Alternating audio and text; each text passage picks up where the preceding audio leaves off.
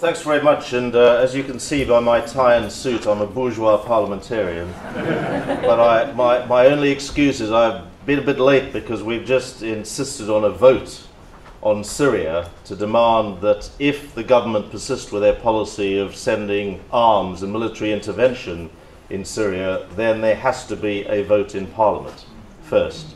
And this vote this afternoon was overwhelmingly carried, which is very good news.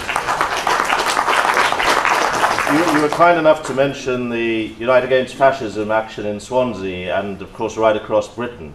And I just want to thank those of you, and I'm sure it includes most, if not all of you, who have been active in UAF, just as we were active in the Anti-Nazi League some years ago to try and defeat these forces of Nazism and fascism and racism, which are still here.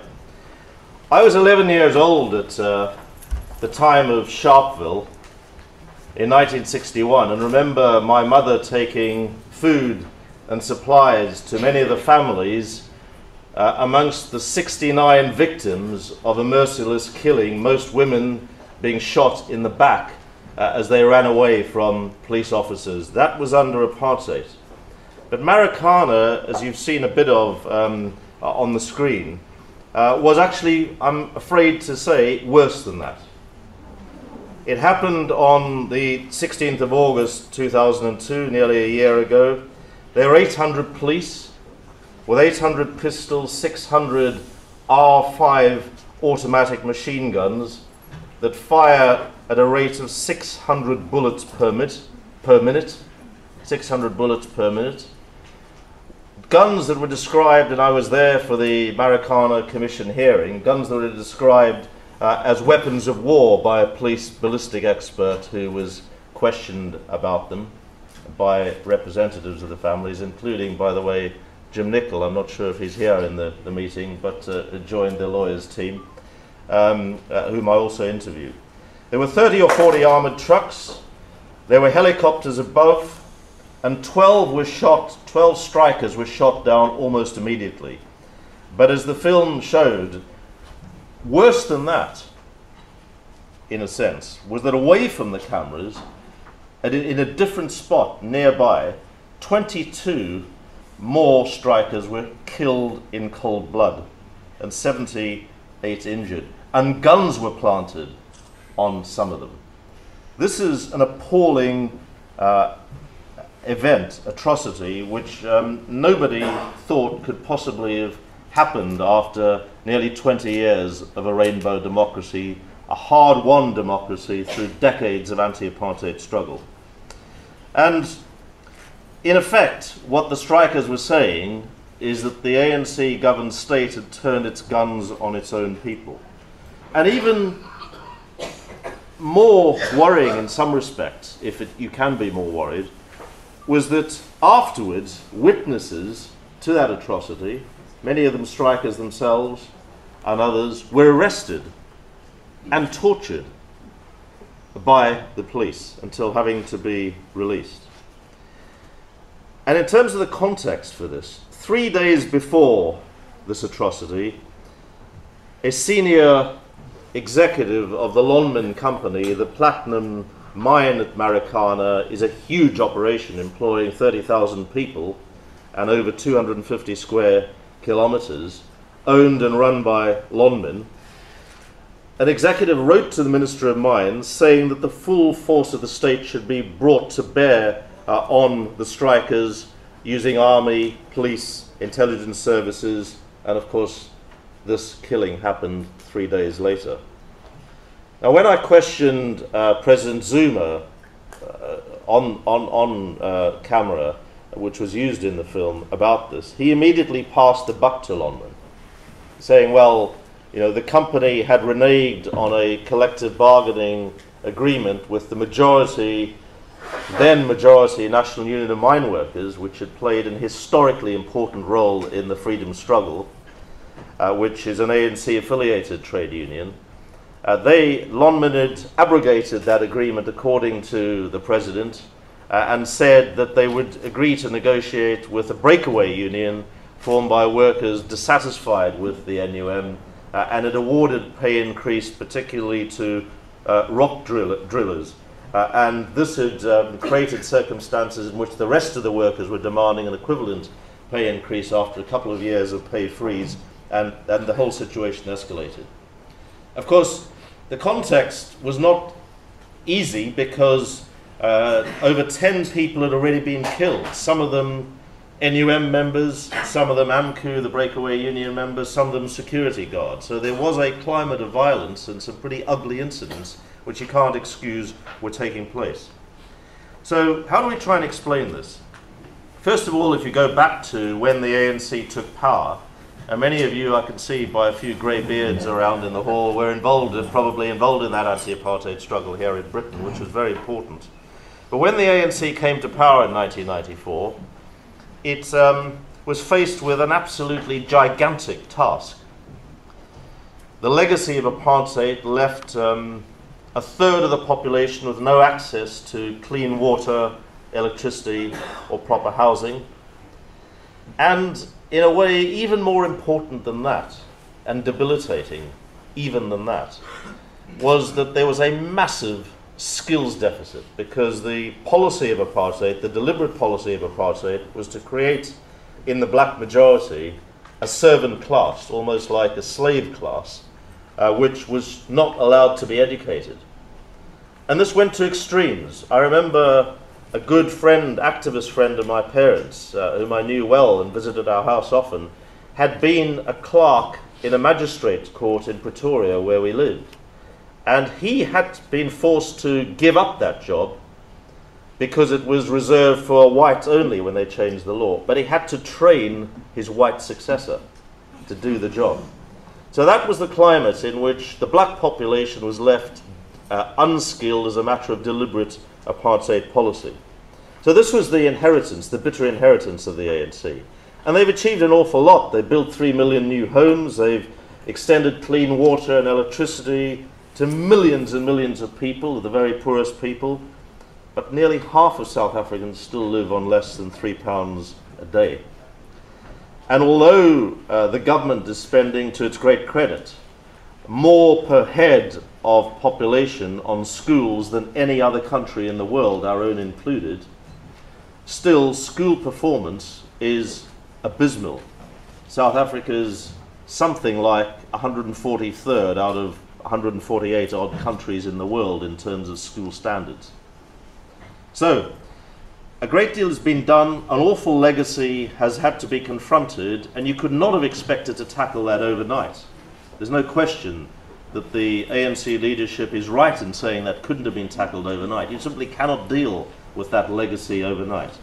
But what disturbed me in making the film, and provides the context to Marikana, is the intense disillusionment amongst key ANC activists and ANC supporters with what is going on at the present time. I deliberately interviewed in the film, for those who've seen it, not sour old whites saying "I told you so," but key ANC activists with a record of struggle and credibility in the movement. For example, Ahmed Kathrada on Robben Island, one of the Rivonia trialists alongside Nelson Mandela, and perhaps his closest comrade in his cell, in their cells on that isolated wing on Robben Island. So I interviewed him. His disillusionment was absolutely palpable, although he was gently spoken. Ronnie Kasrils, the intelligence chief of the underground operation that the ANC won, was absolutely scathing and came out very, very strongly in the interview, and even more so in the clips which we were not able to squeeze in. Lawson Naidoo, who headed the ANC's office in London prior to going back when the change started happening in 1992, was saying that the new secrecy law the government's brought in was actually worse than the secrecy law, that the old secrecy law that operated under apartheid, and he thought was deliberately designed to conceal the extent of government corruption from top to bottom. And that brings me on to corruption, which is the thing that dismayed me most of all, which the ANC has got to confront if it is to succeed and regenerate and revitalize in the future. Because what you have now is a big momentum within the organization at local council level, where people are standing to get on the gravy train and put their finger in the pie of public procurement and backhanders and so on. And that's going right the way up to the very top. And it's very, very serious. And it infects all areas. And what you're seeing associated with that is a degree of enrichment by trade union leaders as well as by politicians, which is very, very disturbing. I speak on a day when MPs are about to be awarded a £10,000 pay increase, by the way, so nobody's innocent in all of this. Being foisted upon us, I just hasten to add. We then go back to the wider context. I mentioned the Apartheid Legacy. Now, we probably will have disagreements in this hall, in which case we could have an interesting dialogue about it, because I'd be interested in people's views. I don't think the change that happened when Nelson Mandela came out of prison, helped negotiate a transition. I pause, by the way, to say he came out of prison 4 years later, was elected president. People forget that in that 4-year period, there were more killings, more violence in that period inflicted by the state through assassinations of leading ANC members and others than at any time in apartheid's history. The old regime was still struggling to cling on to power. And President de Klerk, who got a Nobel Prize for peace alongside Nelson Mandela, was heading the government at that time. And don't tell me he didn't know what was going on. But nevertheless, that transition in the circumstances, with a bitterly divided country, on the brink of civil war and economic collapse, was remarkably, almost some people would say miraculously, peaceful. And it could not have happened, I believe, in any other way than a negotiated way in order for stability to be maintained and for the transition to happen without investment fleeing the country and the white population perhaps arming itself, as some indeed were doing on the eve of the very eve of the election. But what that meant was a situation in which the black majority ran the government through a new form of parliamentary democracy, but the white minority still ran the economy. And that hasn't really changed, and the basic structure of capital and the economy in South Africa hasn't really changed, with one important exception. Through a policy of black economic empowerment, there's now a newly elevated elite, with now the chief executive of Lonmin, not at the time of Marikana, but now is a black Zimbabwean. And many of its senior executives, board members, senior managers are Africans, black Africans. That's Lonmin. And that runs right the way through the senior corporations. But fundamentally, the nature, the balance of power and economic wealth and income has not fundamentally changed. And this is at the roots of the strike in Marikana and the ultimate confrontation that occurred. For the ANC, this is an extremely perilous moment, I think. President Zuma was re-elected at its Congress in December, despite deep divisions in the party that are still there, despite deep alienation of the ANC's base, which is still there. But he was re-elected and his leadership was re-elected. But the ANC is in a perilous position with its base, but it's also trying to do something which is extremely difficult to do in the modern economy, which we probably want to discuss as well. And that is, it's trying to run actually quite a radical, by most standards, quite a radical social democratic platform. And if you look at its recent policy platform, adopted at the same conference that the President Zuma was re-elected at, it's actually quite interventionist, it's quite radical by social democratic parliamentary government standards at least.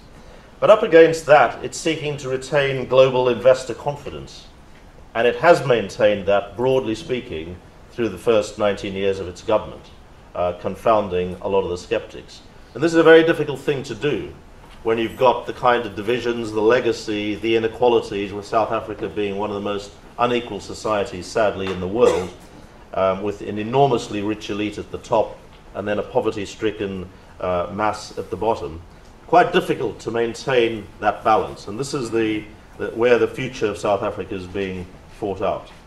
Within the ANC, and this is why I'm still optimistic, there's still a decent majority. The centre of gravity of the organisation is still true to the original values of Mandela and the Rivonia Trialists and all its history. It's still a very wealthy country. It's not like a lot of African countries which are not wealthy. It still has a strong economy. It still has a system of good legal regulation, business regulation, relatively independent courts, an independent judiciary, and a system of governance, of economic governance, which actually stands up to outside scrutiny in terms of being of meeting international standards. And it has, by the standards of a country with such poverty, good infrastructure. And all of this provides an optimistic base for the future. So that's on the positive side. On the political side, which is also positive, it has one of the most open, democratic, human rights-based constitutions, perhaps the most in the world. It has a very active, independent, critical, vigorous civil society. And although ANC-aligned trade unions have become part of the problem, as we saw at Marikana, it also has increasingly vigorous independent trade unions, and it's fair to say COSATU's leadership, the Congress of South African Trade Unions, our TUC equivalent, has been very vocal, its leaders have been very vocal in saying things have to change, or South Africa faces a major crisis in its society, with something like 2 million people every year protesting, 2 million people in local communities against corruption, or often even more frequently against lack of service delivery. There's also vigorous and critical opposition and media as well, and that makes the government's latest media bill very worrying indeed. So I'm still optimistic about the future, but Marikana is very, very serious symbol of what has been going wrong, and we'll see what the Commission has to say that's been deliberating now for nearly getting on for a year, and whatever happens, the ANC leadership has got to understand that unless it learns the lessons that will flow from Marikana, or should have already, it is not going to remain in the position that it is for much longer. Thanks very much. I just wondered what the effect Mandela's death would have on Zuma as a person, a character, and the ANC in general. Hi, I'm John Pollock. I'm down from Scotland for this. Very commendable, Peter, that you've done so much in South. Oh, sorry. It's very commendable, Peter, that you've done so much in South Africa, fighting against apartheid and I'm biting my tongue just now. But what I want to know is, what do you do about the workers' situation in this country? I mean, more and more we're being condemned, we're being demonised. And it's not just South Africa, we have problems, we have them all over the world.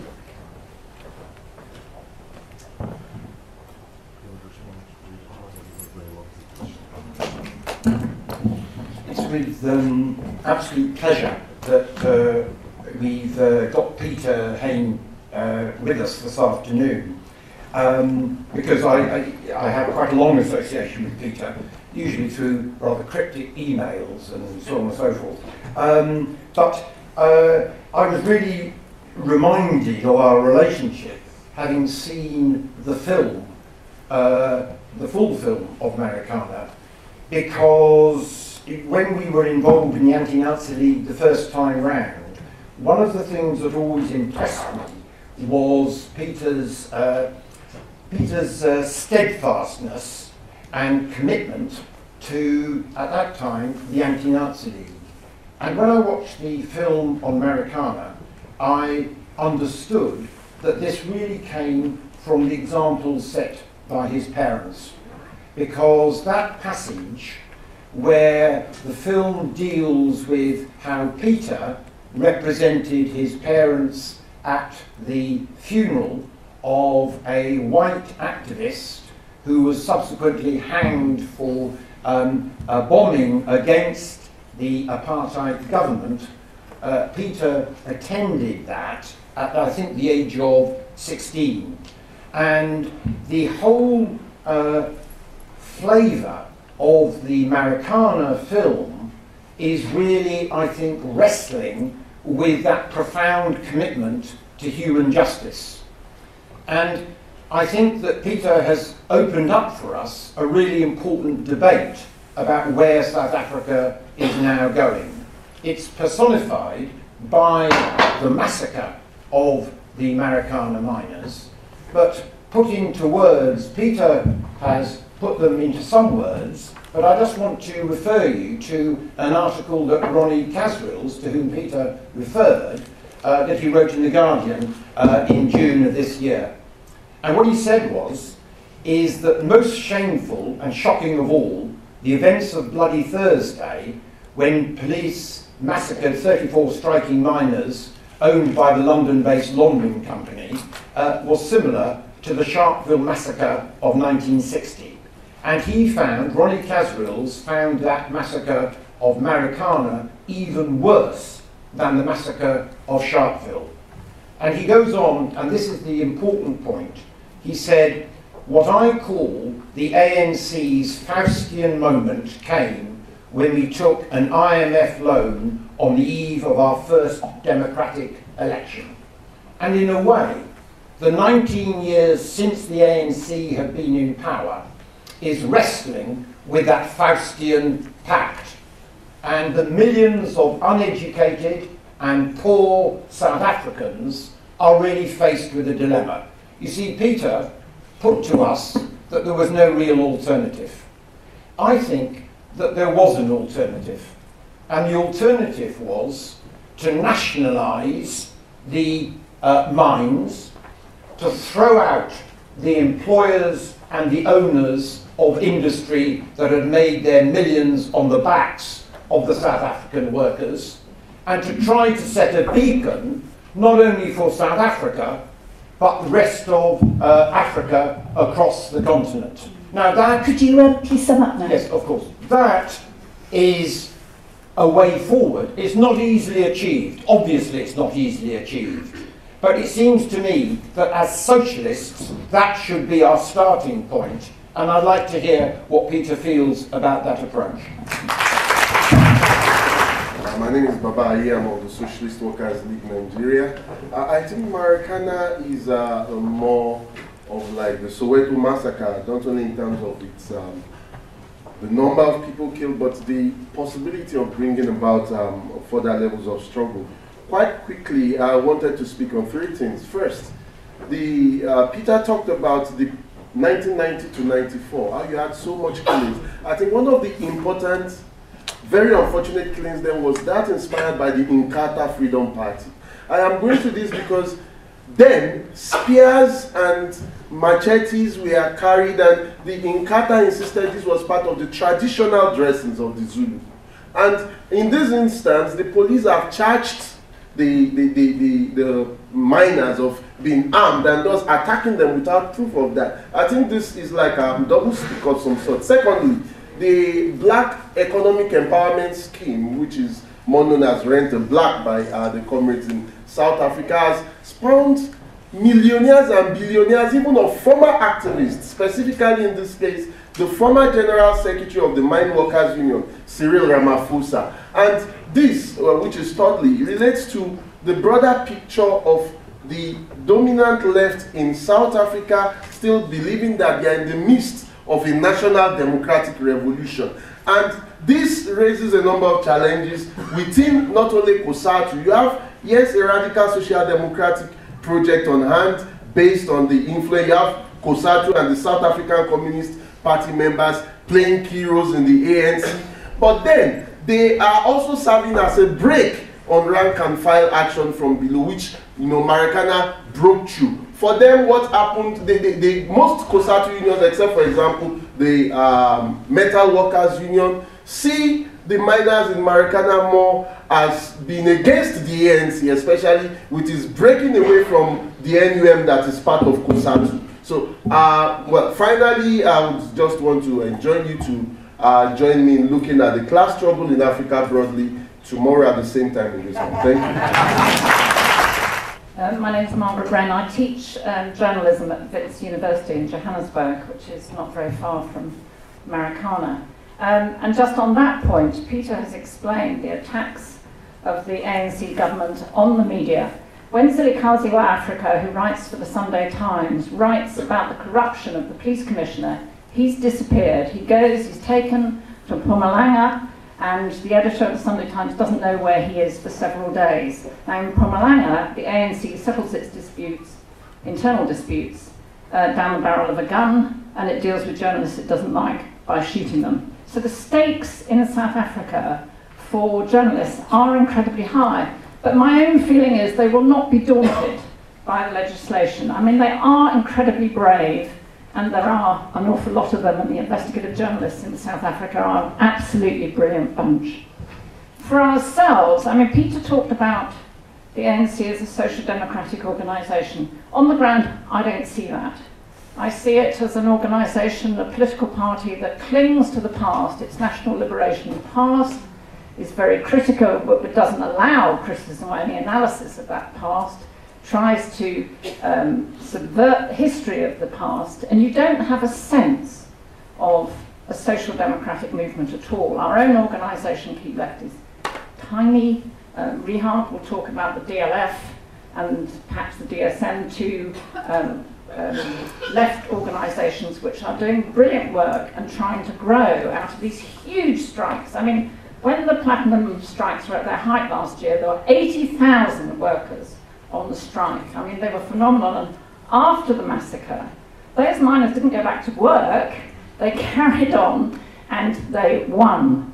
Now, the real issue the real challenge, it seems to me, from the ANC is going to come from Julius Malema.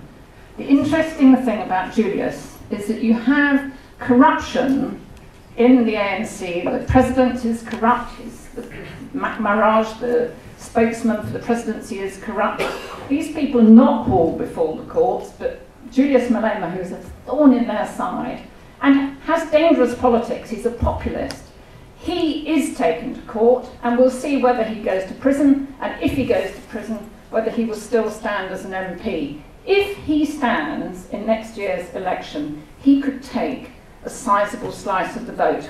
We had a meeting at Wits with the FT's correspondent and the journalism students, black, white, and many other colours, and all of them, ANC supporters or not, all of them said Julius Malema spoke for young people in South Africa, of whom there are millions. Thank you, Peter, for your contribution.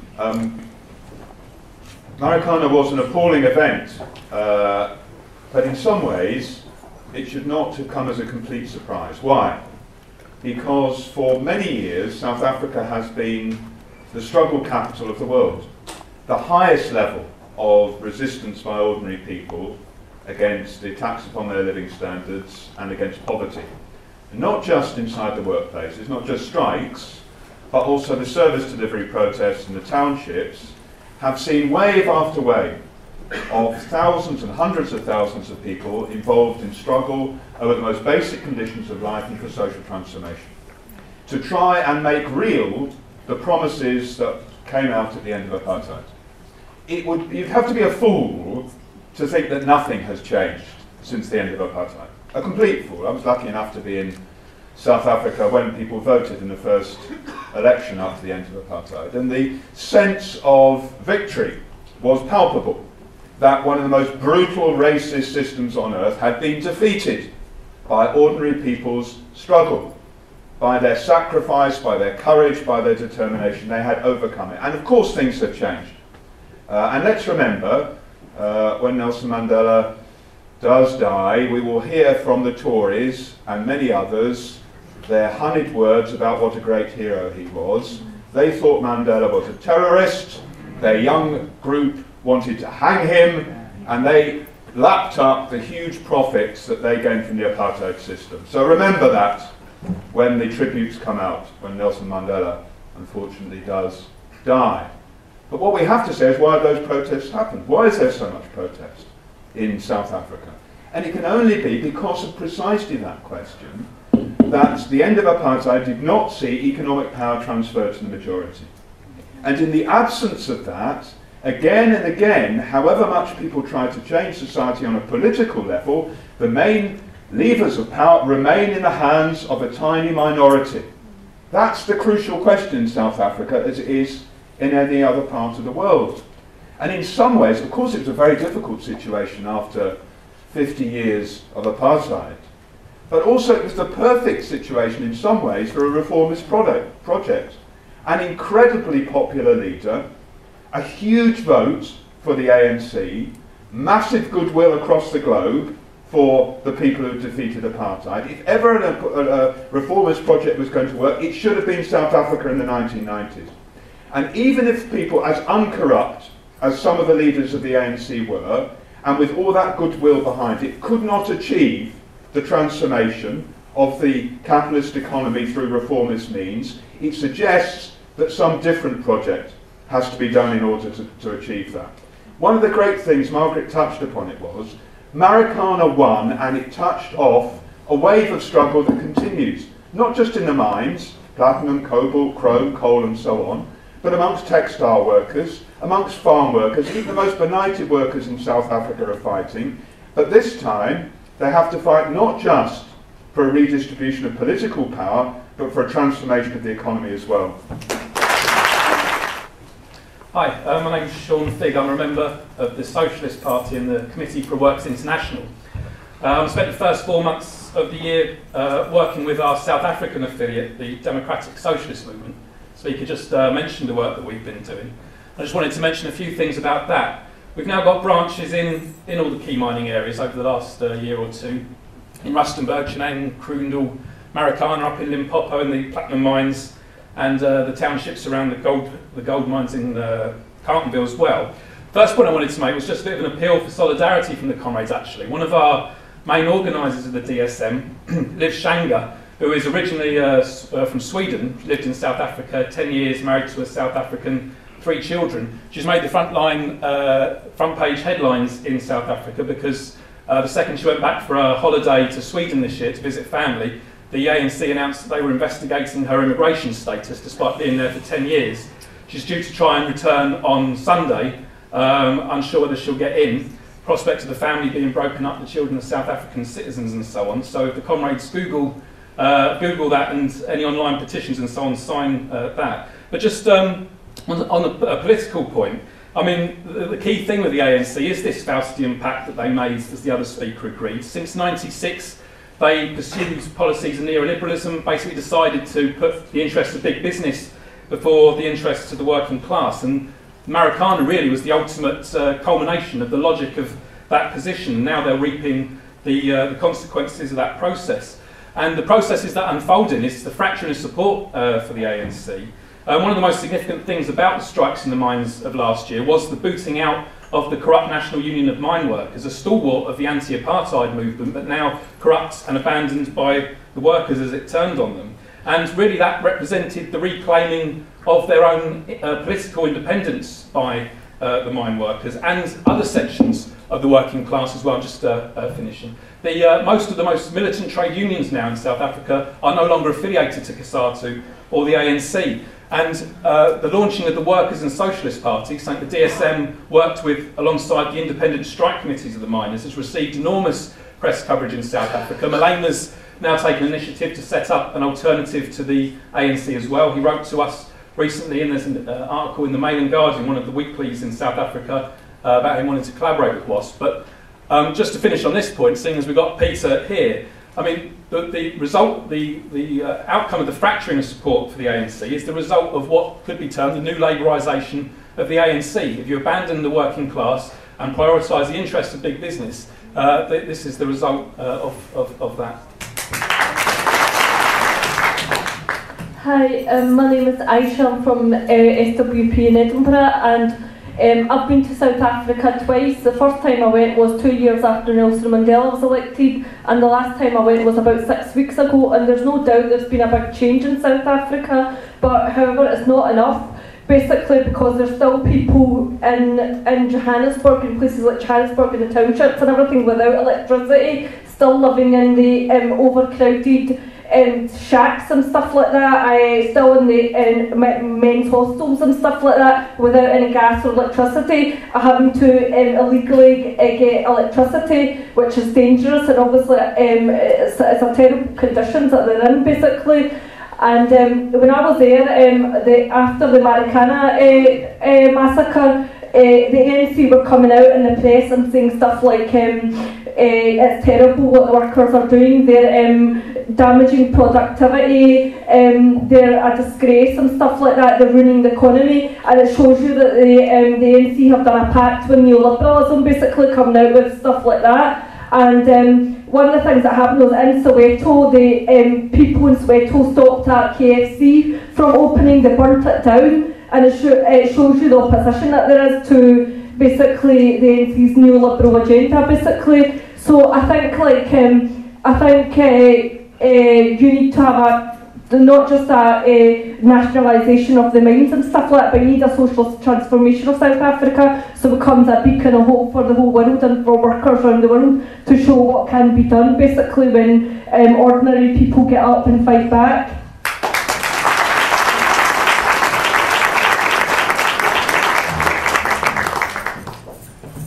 I'm Reece from BAT SWP. I wasn't really sure on your stance from the speech. Like, it sounded like you, as a result of this, the ANC needed to be just better. I wasn't really sure on your solution to this. I just wondered if you could clarify that.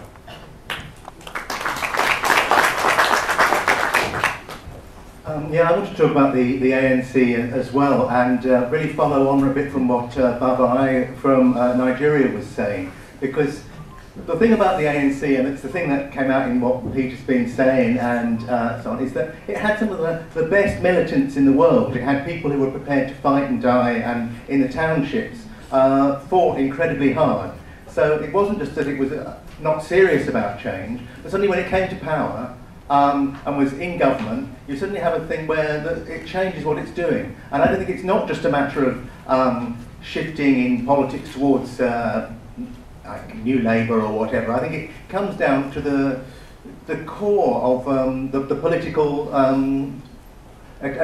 what it was attempting to achieve. And I think the thing about the National Democratic Revolution is very important, because what a lot of the militants, the people who came to power, said was, well, they didn't come to power, they came to office, they said, we can't come to power, the only way that we can develop South Africa is by stopping at this stage, and we have to hold things down so that there isn't anything that will scare off the capitalists, there isn't anything that will actually stop us getting international investment in, and then in the future, once we've built up the South African economy, we will be able to do more radical things. We will have control of the unions, we will have control of the government, and then we will be able to do things for the working people of South Africa. And I believe that a lot of the people who fought for all their lives against apartheid thought that's what they were going to do. They believed that they could bring radical change. And I think the tragedy is that what you saw with Marikana and the massacre last year was when you needed more than ever people to come out and actually have rank and file organisation, when you needed a political party that was going to stand by and be there for the people, the poor people who've been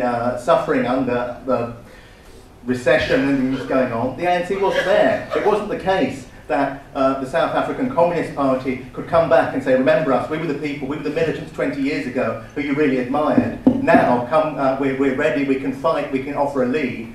The unions, the NUMers, has already been mentioned, were not in a position to come back and say, we're the people who can lead you. Actually, people said, well, we're sick of you. You're the people who've been compromising all the time. So the thing about saying, we will stop at this stage, we will put off the ideas of socialism and come back to it in 20 years when people are ready for it. Well, they may be ready for it in 20 years, but the people who said they weren't going to do the leadership, weren't going to keep struggling for it, aren't there to lead it, and the people won't look to them for leadership. And I think that that's a tragedy for those organisations.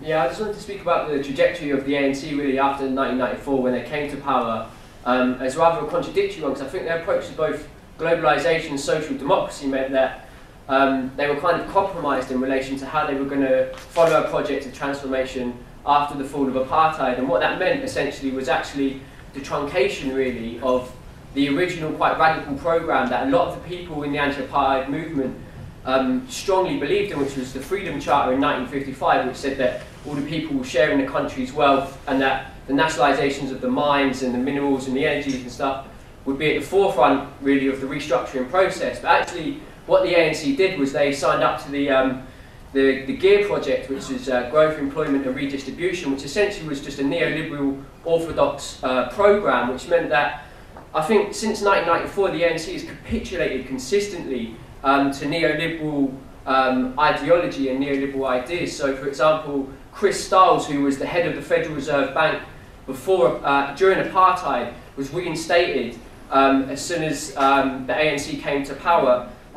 They took the IMF loan of 750 million and agreed to pay back illegitimate apartheid-era loans. So I think really after 1994 you didn't see the transformation of the Social Democratic Party, you saw them really capitulate to neoliberalism, and since then, I mean, South Africa today has got the highest Gini coefficient in the world, so the biggest inequality. Also, I think it's over 70% of the wealth in the country goes to something like 20% of the people. So it's been a series of defeats really, and the mass working class movement that did bring down apartheid was kind of demobilised, and the civil society organisations that were so key to that.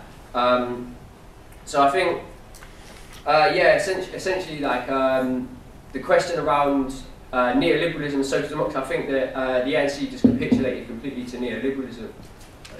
Okay, so we will ask Peter to sum up now. Well, thanks very much. You've made it sound I should stop my train back to Wales and come along to hear the rally, but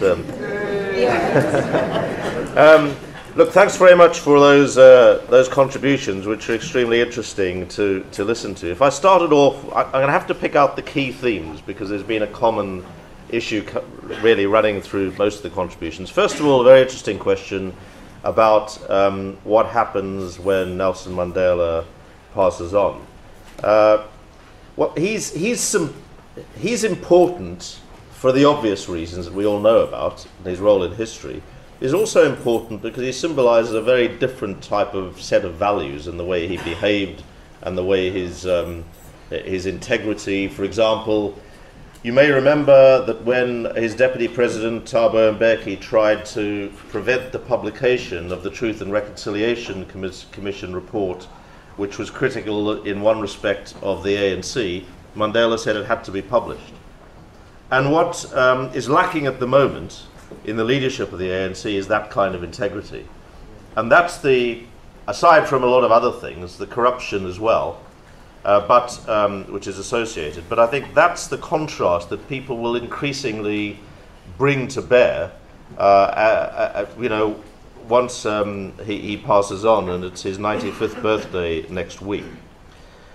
Then we come on to Paul's, my old comrade from the Anti-Nazi League, who recruited me to the Anti-Nazi League, actually, Paul, so you were responsible for that.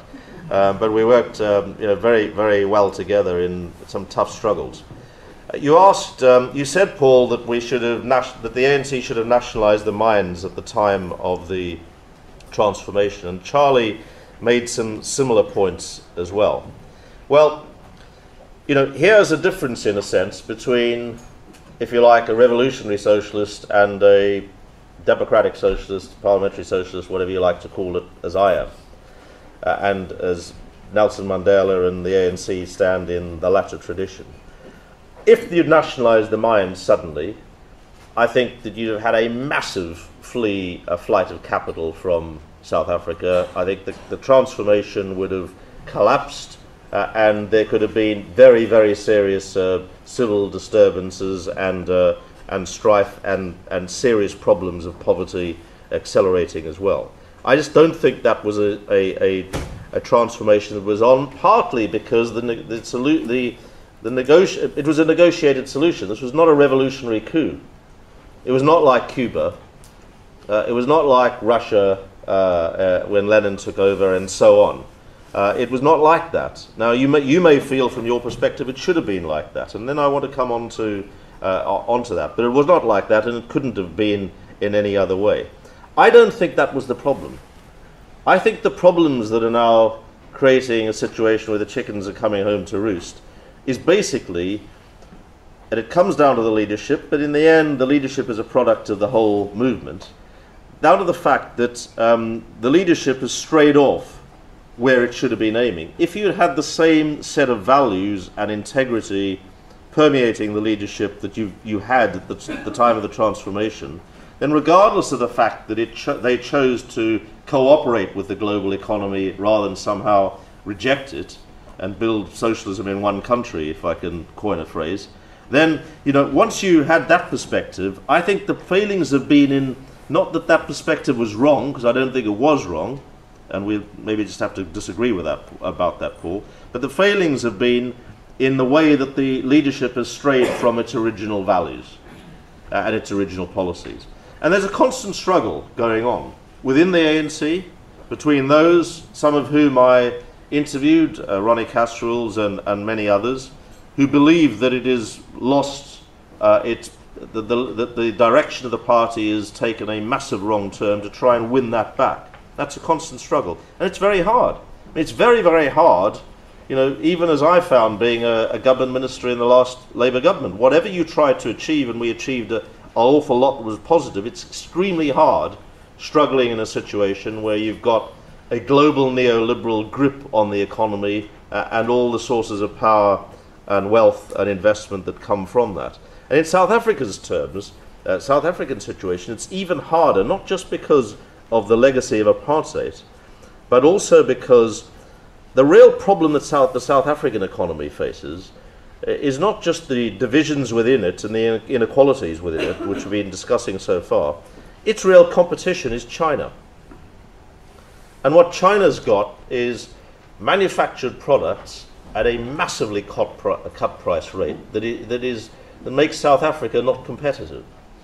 And when you have South Africa's lack of skills, so it cannot develop a skills base, cannot get the investment to develop an economy that can take on that kind of cut price, low wage competition, which is also coming along with China's increasing neo-colonial involvement in Africa, because that's what it is, then that makes the struggle even harder. And so that then brings me on to the question about, you know, can the ANC be made better, that I think another colleague asked about, and what is my solution? I mean, I think that the forces, the progressive forces, the socialist forces, if you like, within the ANC, will win through in the end. They have to win through in the end, or else the ANC will be swept from power at some point. And that's where the struggle is going on. I mean, nobody thinks that the ANC won't win the next general election next year, but I think its vote will be severely dented. I think the turnout will be low, and it will be mainly the ANC base staying at home. They don't really want to vote for the Democratic Alliance, the opposition, because of its history. Although it's becoming increasingly powerful, it controls the Western Cape, it's got prospects of taking other provincial, regional governments, which is big centres of power. You've got a new breakaway, or not breakaway, but a new formation that I suspect will appeal to middle-class blacks as well as middle-class whites who are disillusioned with the ANC, but I don't think it's going to get many votes. And that brings me then on to Julius Malema, which I think Margaret asked about. I mean, I interviewed Malema, and some of his bit of his interview was contained in the film. But what struck me about the interview, the whole of it, is this is a very articulate, eloquent exponent of a critique of the ANC, which the ANC leadership ignores at its peril. And you're right, Margaret, he is a populist. He's not a socialist in any sense, though he uses socialist rhetoric in a very clever way, and he appeals to the poverty-stricken masses. He turned up at Marikana very soon after the violence and the atrocities, and he got a hero's welcome, because he seems to speak for the disempowered majority of the people that the ANC has lost the ability to speak for. However, he's on a corruption charge, and it isn't a manufactured corruption charge. You rightly say, Margaret, why is only he on a corruption charge rather than other people, including leading lights in the government? And that's a very fair question at national, provincial and local level. That's a very fair question which needs to be answered by the ANC and reveals a basic flaw. But don't be taken in, as I know you weren't, by Malema's real credentials. But I had to say, I found him incredibly impressive from the point of view that he's articulating, and dangerous from for the ANC if he was allowed to express that. And if he stood in a suitable seat for Parliament, whether or not he was from a prison cell, I'm sure he would be elected. So then I just sum up in this way. So my view is that the ANC remains, and its fundamental policies remain, the way forward for the country. But I think the organisation's lost its mission. I think it's lost its purpose. Its leadership has got into the self-enrichment business and taken some trade union, not all trade union leaders, certainly not all COSATU-affiliated trade unions along with them. And that is where the struggle is going to be fought. And I just end on this point. For me, going back to South Africa, as I do periodically, it's still an amazing place to go to compared with what it was like. I mean, don't forget that. And tremendous victory was won. A tremendous victory was fought for, as others have said, over a period of 50 years and more, going back to the formation of the ANC. And there's a magnificent book just being published, if any of you haven't seen it, though I'm not sure to what extent in Britain. Bookmark should certainly get it. And that's Andre Oudendaal's book, The Founders, which is on the founders of the ANC at the end of the 19th century. It's a fascinating book, and to understand the ANC, its tradition of constitutionalism, you really need to go back to that. But I still think that the South Africa today is a massively better place, immensely better as night compares with day, as black compares with white in colour terms, at least in terms of transformation. It is a magnificent place compared with what it was. Don't forget that, and don't forget also the role of people in the struggle in achieving it, because it was hard and bitterly won. And don't forget, as one speaker said, where the Tories were in that struggle as well. I remember going to speak to meetings at student unions up and down the country and seeing young Conservatives wearing Hang Nelson Mandela badges, and some of those young Conservatives are now Tory MPs sitting on the benches opposite me now. Thank you very much.